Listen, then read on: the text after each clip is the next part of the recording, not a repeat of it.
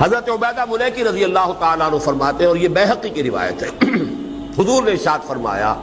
یا اہل القرآن، حضور نے ہمیں مخاطب کیا ہے، یا اہل القرآن لا تتوسد القرآن، قرآن کو تکیہ نہ بنا لینا۔ تکیہ پیٹھ کے پیچھے ہوتا ہے، یعنی اس کو پیٹھوں کے پیچھے نہ پھینک دینا، اور تکیے پر انسان سہارا لیتا ہے، اسے صرف اپنا ذہنی سہارا نہ بنا لینا، ہمارے پاس بڑی شے ہے بس۔ اس کا حق ادا کرو۔ اس کا حق کیا ہے؟ وَاتْلُوهُ حَقَّ تِلَاوَتِهِ فِي آنَاءِ اللَّيْلِ وَالنَّهَارِ، اسے پڑھا کرو جیسے کہ اس کے پڑھنے کا حق ہے، رات کی گھڑیوں میں بھی اور دن کی گھڑیوں میں بھی، رات کے اوقات میں بھی دن کے اوقات میں بھی۔ وَافْشُوهُ، اسے عام کرو، پھیلاؤ، داعی بنو، من دعا الیہ ہدی الی صراط مستقیم، اس کے پرچارک بنو، اس کے مبلغ بنو۔ خیرکم من تعلم القرآن وعلمہ وافشوہ وتغنوہ۔ غنا موسیقی کو بھی کہتے ہیں۔ اللہ تعالیٰ نے حسن سماعت کی حس بھی انسان میں رکھی ہے، کسی میں زیادہ، کسی میں کم، کسی میں ذوق زیادہ ہے، کسی میں کم ہے۔ قرآن میں ملکوتی غنا موجود ہے، ڈیوائن میوزک ہے اللہ کا اس قرآن کے اندر۔ اس سے اپنی اس حسن سماعت کی طلب جو ہے اس کو پورا کرو۔ اور نمبر 2 غنا کہتے ہیں غنی انسان، دولت مند انسان جسے کوئی احتیاج نہ ہو۔ جب سب سے بڑی دولت یہ ہے ہوا خیر مما یجمعون، تغنا ہو، اس کے بل پر اپنے آپ کو غنی محسوس کرو۔ قرآن جیسی دولت تمہیں دے رکھی ہو، پھر یہ سمجھو کہ کسی اور پر اللہ کا بڑا فضل ہوا ہے، تو تم نے قرآن کی عظمت کو نہیں پہچانا۔ وَتَدَبَّرُوا فِيهِ لَعَلَّكُمْ تُفْلِحُونَ، اور اس پر تدبر کرو، اس کی گہرائی میں غور و فکر کرو۔ قرآن میں ہو غوطہ ہے مرد مسلمان، تاکہ تم فلاح پاؤ۔ یہ 4 شرطیں پوری کرو گے تو فلاح ہوگی۔ مسجد خضرہ سمن آباد میں 2 جمعوں میں تقریر کی تھی اسی موضوع پر، مسلمانوں پر قرآن مجید کے حقوق، گویا کہ اسی حدیث کی شرح ہے جس پر وہ کتابچہ مشتمل ہے۔ یہ کتابچہ جو ہے ہماری اس دعوت کا، ہماری اس پوری تحریک کا، یوں سمجھیے کہ سٹارٹنگ پوائنٹ ہے، جس کے بعد جو بھی یہ قرآن اکیڈمی وجود میں آئی تو اور قرآن کالج بنا، یہ سب کے سب در حقیقت سمجھیے کہ 2 چھوٹے چھوٹے کتابچے ہیں، وہاں سے ہماری یہ تحریک شروع ہوئی۔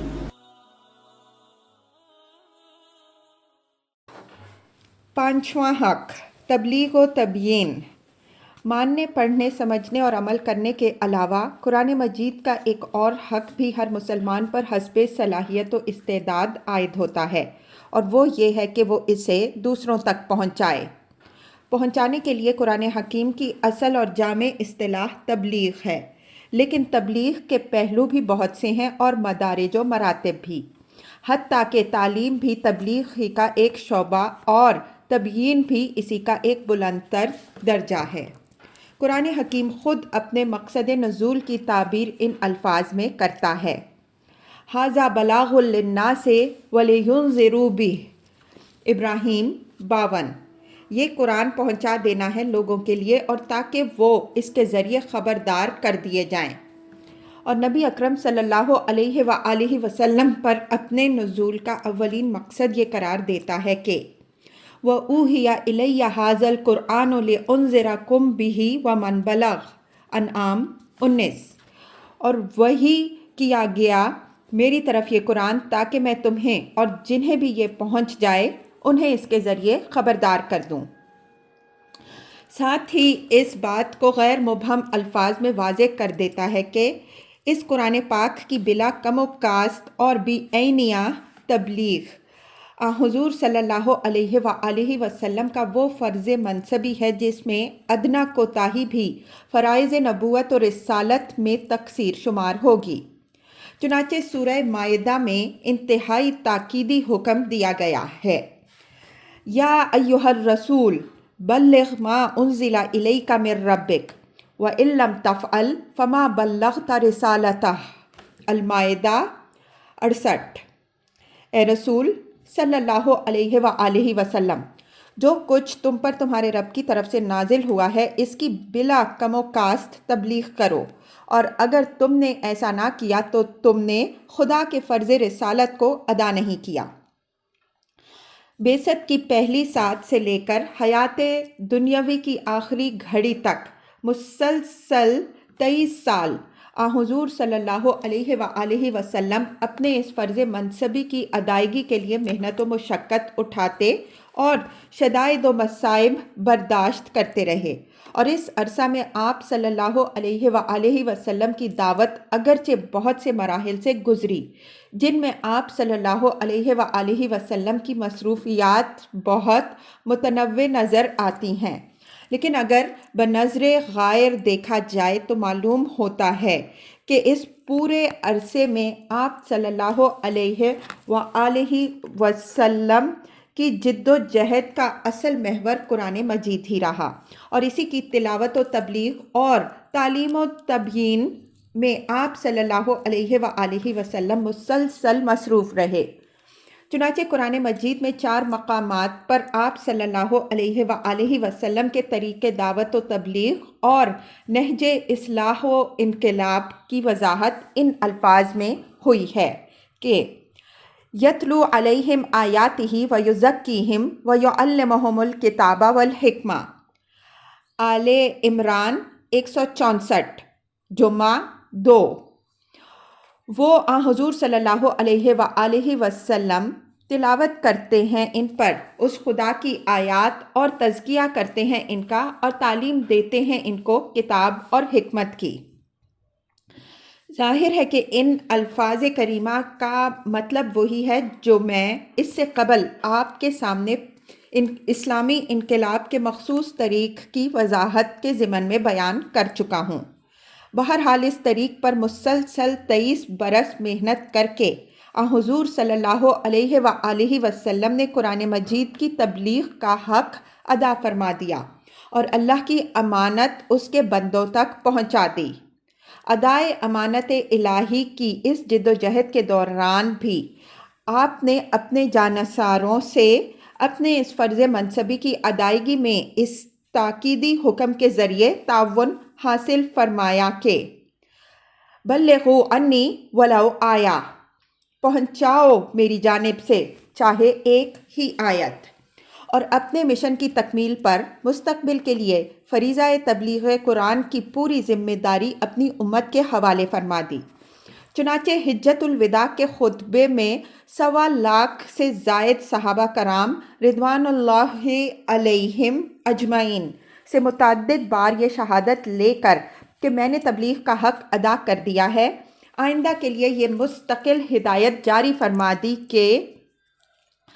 فَلْيُبَلِّغْ الشَّاهِدُ الْغَائِبَ، یعنی اب جو لوگ یہاں موجود ہیں ان کا فرض ہے کہ ان تک پہنچا دیں جو یہاں موجود نہیں، اور اس طرح قیامت تک کے لیے فریضہ تبلیغ قرآن کا بوجھ امت محمد صلی اللہ علیہ وآلہ وسلم کے کاندھوں پر آ گیا، جس کے لیے بحیثیت مجموعی وہ خدا کے ہاں مسئول ہوگی۔ اب ظاہر ہے کہ امت افراد ہی پر مشتمل ہے، لیکن اس امت کا ہر فرد اپنی اپنی صلاحیت و استعداد کے مطابق اس فرض کی ادائیگی کا ذمہ دار ہے۔ علماء و فضلاء پر ذمہ داری ان کے علم و استعداد کی نسبت سے عائد ہوتی ہے اور عوام پر ان کی صلاحیت کی نسبت سے۔ بہر نوع حضور صلی اللہ علیہ وآلہ وسلم کے ان مبارک الفاظ کے عموم سے کہ بلغوا انی ولو آیا ثابت ہوتا ہے کہ اس ذمہ داری سے بالکل بری کوئی بھی نہیں۔ جسے ناظرہ پڑھنا آتا ہے وہ دوسروں کو ناظرہ پڑھنا سکھا دے، جسے حفظ ہے وہ دوسروں کو یاد کرائے، جسے ترجمہ آتا ہے وہ دوسروں کو ترجمہ پڑھائے، اور جسے اس کا کچھ علم و فہم حاصل ہے وہ اسے دوسروں تک پہنچائے۔ حتیٰ کہ اگر کسی کو ایک آیت ہی یاد ہو اور وہ اسے ہی دوسروں کو یاد کرا دے، یا قرآن کی کسی ایک آیت یا ایک سورت کا مفہوم معلوم ہو اور وہ صرف اسی کا علم دوسروں تک منتقل کر دے، تو یہ بھی تبلیغ قرآن میں شامل ہے۔ اگرچہ اس مقصد اور عظیم الشان فرض کی ادائیگی کی جو ذمہ داری امت مسلمہ پر بحیثیت مجموعی عائد ہوتی ہے، وہ صرف اس وقت پوری ہو سکتی ہے جب قرآن کا متن اور اس کا مفہوم اطراف و اکناف عالم تک پہنچا دیا جائے۔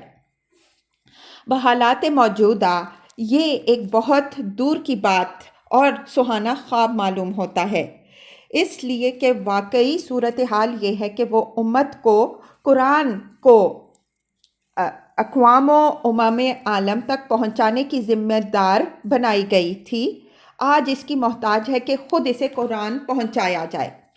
लिहाजा इस वक्त असल ज़रूरत इसकी है कि ख़ुद उम्मत मुस्लिमा में तालीम व ताल्लुम कुरान की एक रौ चल निकले और मुसलमान दर्जा बदर्जा कुरान सीखने और सिखाने में लग जाएं। मैं दुआ करता हूँ कि अल्लाह ताला हम सबको इसकी तौफीक अता फ़रमाए, आमीन। जैसा कि मैंने पहले अर्ज़ किया, तबलीग ही का एक शोबा तालीम भी है और उसी का एक आला दर्जा वो है जिसे कुरान हकीम तबयीन का नाम देता है, यानी ये कि कुरान मजीद को सिर्फ पहुंचा ही ना दिया जाए बल्कि इसकी पूरी वजाहत की जाए। और एक तो जैसा कि मैंने कुरान पर तदब्बुर के ज़िमन में अर्ज़ किया था, लोगों के जहनों के करीब होकर कलाम किया जाए और कुरान का नूर हिदायत लोगों की निगाहों के ऐन सामने रोशन कर दिया जाए। और दूसरे ये कि इसकी सूअर व आयात के मदलूलात व मुतज़म्मिनात को पूरी तरह खोल दिया जाए। कुरान हकीम ने अपने आप को बयान के लफ्ज़ से भी ताबीर किया है, जैसा हाजा बयानुल लिन्नास व हुदन व मौइज़तुल लिलमुत्तकीन, आले इमरान 138। ये वजाहत है लोगों के वास्ते और हिदायत और नसीहत डरने वालों के लिए, और अपने लिए मुबीन और अपनी आयात के लिए मुबय्यनात और मुबय्यनात की सिफ़ात का इस्तेमाल नहायत कसरत से किया गया है। साथ ही ये भी वाज़े कर दिया है कि कुतुब इलाही की तबयीन व तौज़ीह अंबियाए कराम अलैहिमुस्सलाम की ज़िम्मेदारी भी है और उन उम्मतों की भी जो इनकी हामिल बनाई जाती हैं, जैसा कि हुज़ूर सल्लल्लाहु अलैहि वसल्लम से खिताब करके फरमाया गया है कि व अंज़लना अलैका ज़िक्रा लितुबय्यना लिन्नासि मा नुज़्ज़िला इलैहिम, अन-नहल 44।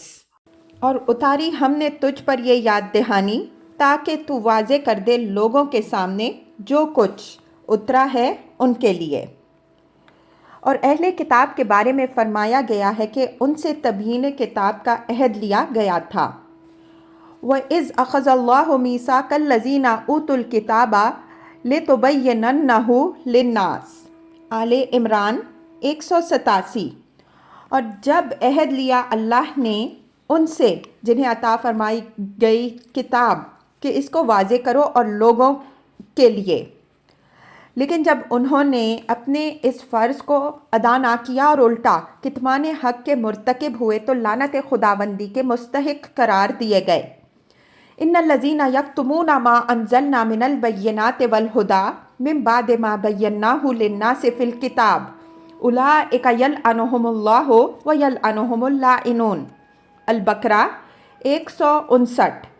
बेशक जो लोग छुपाते हैं उस वाज़े तालीम और हिदायत को जो हमने नाजिल फरमाई है, इसके बाद के वाज़े कर दिया हमने उसको लोगों के लिए अपनी किताब में, तो लानत करता है उन पर अल्लाह और लानत करते हैं सब लानत करने वाले।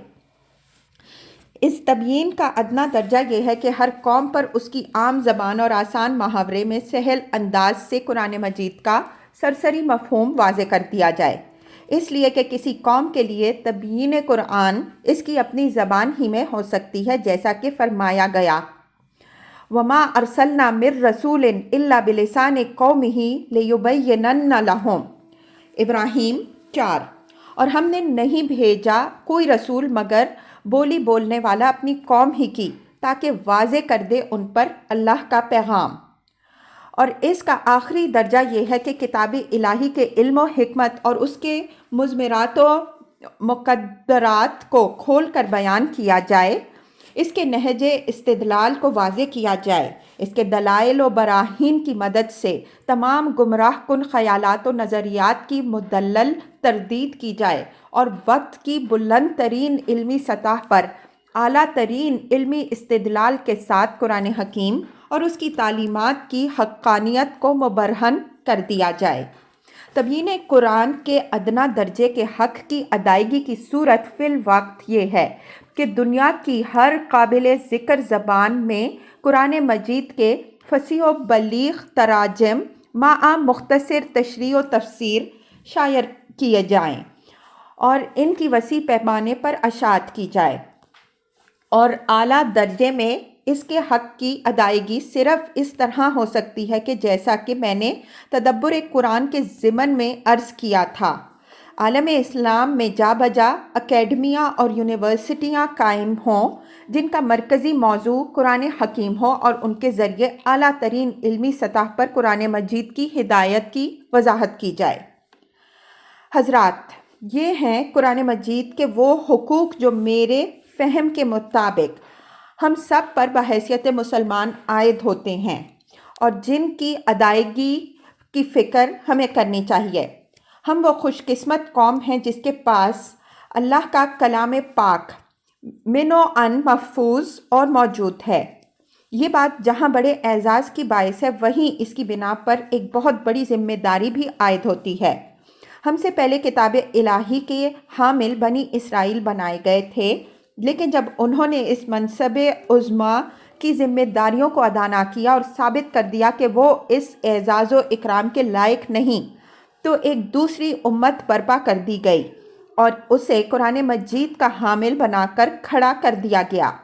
سورہ جمعہ کی آیت 5 میں کتاب الہی کے حامل ہو کر اس کے حقوق کو ادا نہ کرنے والوں کے لیے پہلے ایک مثال بیان کی گئی ہے کہ مثل الذین حملوا التوراۃ ثم لم یحملوها کمثل الحمار یحمل اسفارا۔ ان لوگوں کی مثال جو حامل تورات بنائے گئے پھر نہ اٹھایا انہوں نے اس کی ذمہ داری کو، اس گدھے کی سی ہے جو کتابوں کا بوجھ پیٹھ پر لادے پھر رہا ہو۔ اور پھر اس کے فوراً بعد واضح کر دیا گیا کہ ان کا طرز عمل آیات الہی کی تکذیب کے مترادف ہے۔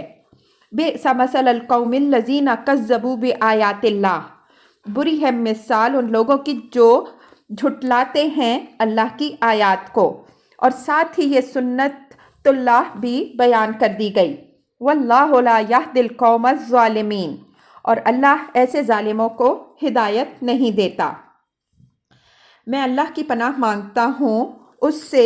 کہ میرا یا آپ کا شمار اللہ کے نزدیک ان لوگوں میں ہو، اور دعا کرتا ہوں کہ وہ ہمیں صحیح معنی میں قرآن کا حامل بنائے۔ سورہ فرقان کی اس آیت کریمہ میں ہے وَقَالَ الرَّسُولُ يَا رَبِّ إِنَّ قَوْمِ اتَّخَذُوا هَٰذَا الْقُرْآنَ مَحْجُورًا، آیت 30۔ اور کہا رسول صلی اللہ علیہ وآلہ وسلم نے کہ اے میرے رب، میری قوم نے اس قرآن کو نظر انداز کر دیا۔ اگرچہ اصلاً تذکرہ ان کفار کا ہے جن کے نزدیک قرآن سرے سے کوئی قابل التفات چیز ہی نہیں، لیکن قرآن کے وہ ماننے والے یقیناً اس کے ذیل میں آتے ہیں جو عملاً قرآن کے ساتھ عدم توجہ و التفات کی روش اختیار کریں۔ چنانچہ مولانا شبیر احمد عثمانی رحمہ اللہ لکھتے ہیں،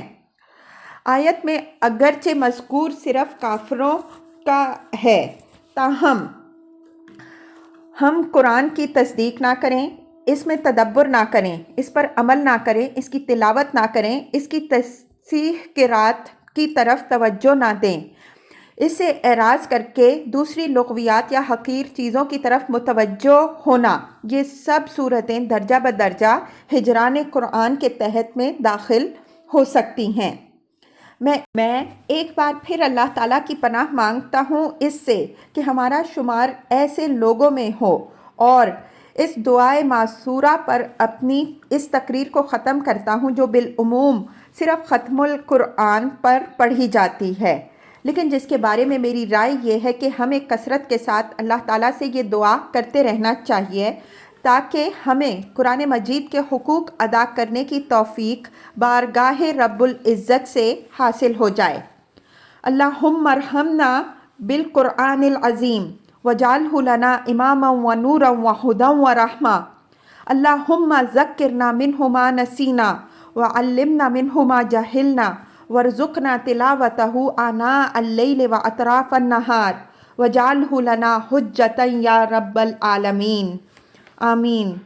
پروردگار، ہم پر قرآن عظیم کی بدولت رحم فرما اور اسے ہمارے لیے پیشوا، نور اور ہدایت و رحمت بنا دے۔ پروردگار، اس میں جو کچھ ہم بھولے ہوئے ہیں وہ ہمیں یاد کرا دے، اور جو ہم نہیں جانتے ہمیں سکھا دے، اور ہمیں توفیق عطا فرما کہ اس کی تلاوت کریں راتوں کو بھی اور دن کے حصوں میں بھی، اور بنا دے اسے دلیل ہمارے حق میں، اے تمام جہانوں کے پروردگار، آمین۔